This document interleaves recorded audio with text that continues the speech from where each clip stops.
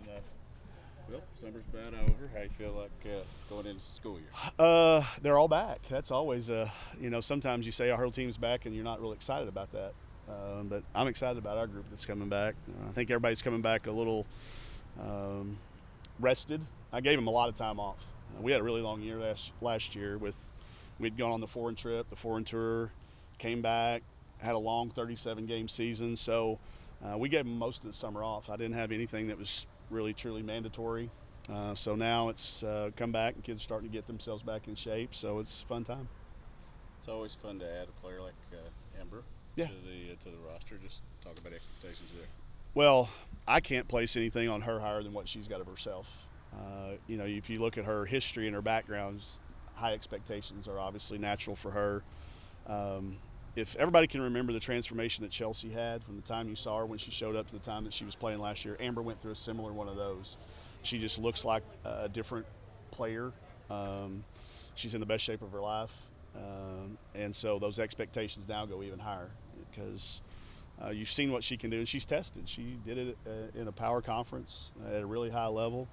She fits the way we play as good as anybody we could have hoped for and asked for. And so to have her interjected into a returning lineup with six of our last top seven scorers back, it's going to make for some competitive practices. Speaking of Chelsea, you knew she would be good, but she just went on a tear there.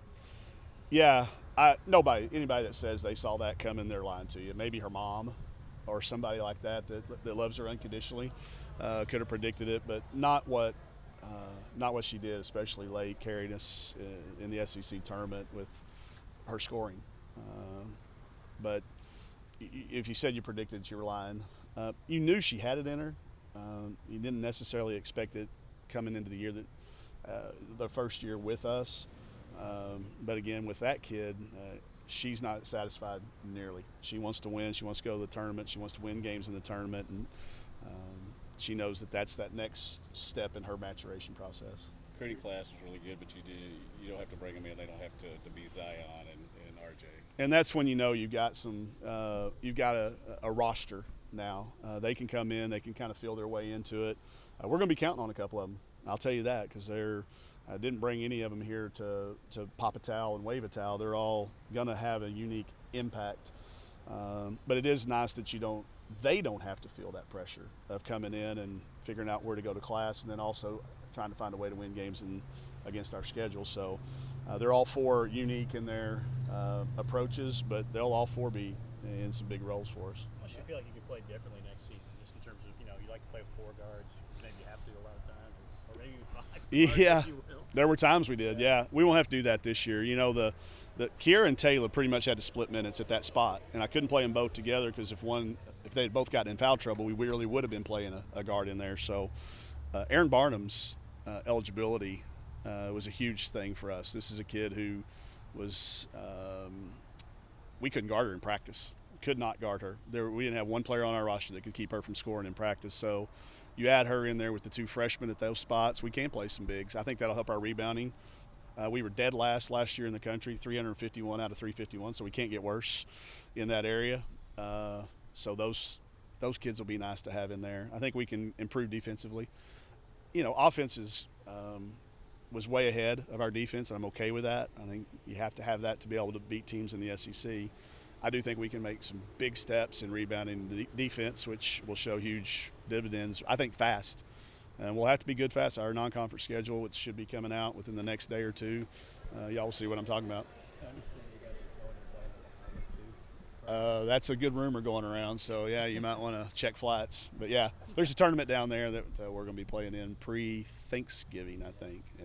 How did that come about? How excited are you to go down? I'm always excited to go. I'm not sure about playing, but I'll be excited to get there.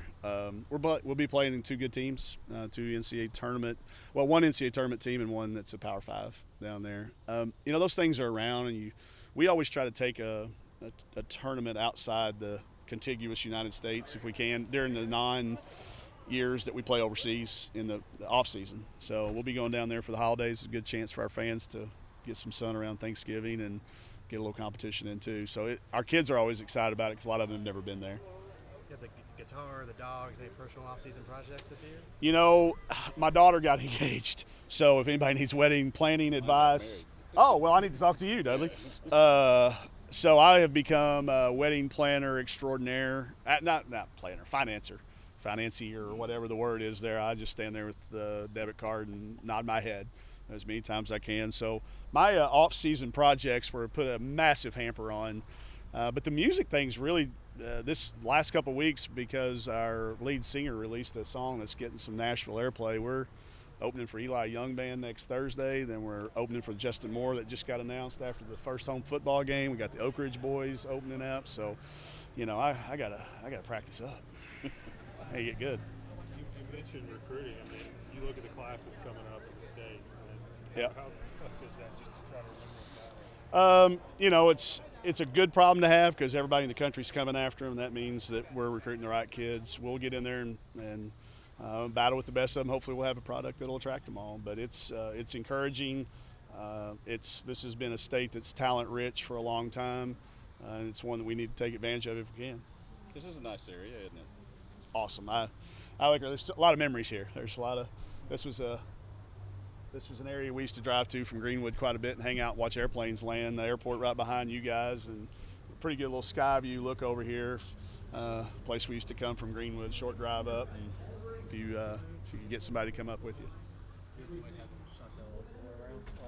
It's been real refreshing. Talking about Chantel Osahar, the former player that I hired as an assistant coach.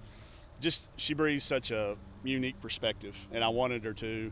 I didn't want her to come in with a bunch of preconceived opinions and ideas of what we were about or what assistant coaching is supposed to be about. And she's that player that everybody in the country fell in love with her senior year. There'll be a lot of people that want to shoot three-pointers against her flat-footed, and I think you got a shooting. Oh, careful now! You got a shooting challenge coming up. Yeah, have you ever seen Chantel shoot? She's the one that shot the flat-footed. Check it out. She's tired of being asked about that. She is tired of being asked about that. She does a lot of things other than that, but she'll shoot out with you the best of them. She's been great to have around.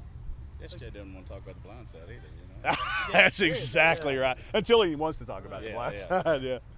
Thanks, Coach. You need me?